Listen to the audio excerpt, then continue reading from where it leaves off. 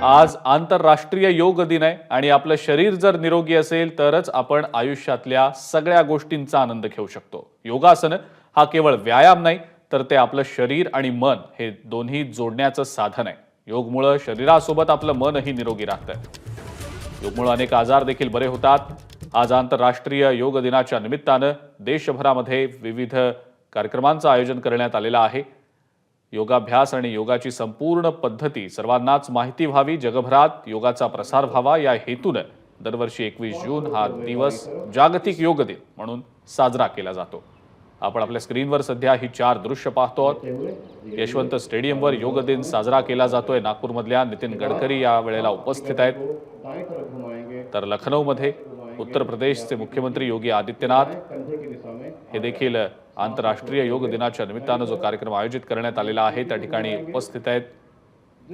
नवी दिल्लीमध्ये केंद्रीय मंत्री किरेन रिजिजू हे देखील आंतरराष्ट्रीय योग दिनानिमित्तानं जो कार्यक्रम आयोजित करण्यात आलेला आहे त्यात सहभागी झाल्याचं आपण पाहतो आहोत। तर नवी दिल्लीमध्येच केंद्रीय मंत्री कुमार स्वामी हे देखील योग दिनाच्या निमित्तानं जो कार्यक्रम आयोजित करण्यात आला आहे त्यात सहभागी झालेले आहेत।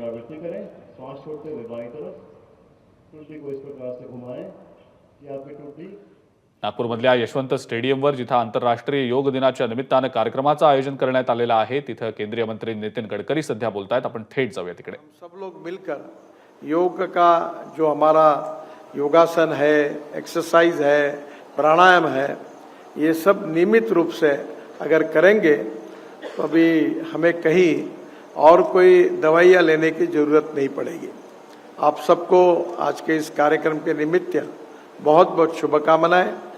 जनार्दन स्वामी जी जिन्होंने ये कार्य की शुरुआत नागपुर में की, मैं बहुत बचपन में उनको मैंने देखा है और उस समय इसको मान्यता नहीं थी, पर आज इतनी बड़ी प्रमाण पर मान्यता हुई, उसमें स्वामी जी का बहुत बड़ा योगदान रहा। उनको भी अभिवादन करता हूँ और महानगर पालिका और आज जो आप सब लोग इस कार्यक्रम में शामिल हुए हैं उनका बहुत बहुत अभिनंदन करता हूँ। धन्यवाद। नागपुरातल्या यशवंत स्टेडियम इथं जो कार्यक्रम आंतरराष्ट्रीय योग दिनाच्या निमित्तानं आयोजित करण्यात आलेला होता तिथं केंद्रीय मंत्री नितीन गडकरी उपस्थित होते आणि त्यांनी उपस्थितांना संबोधित देखील केलं।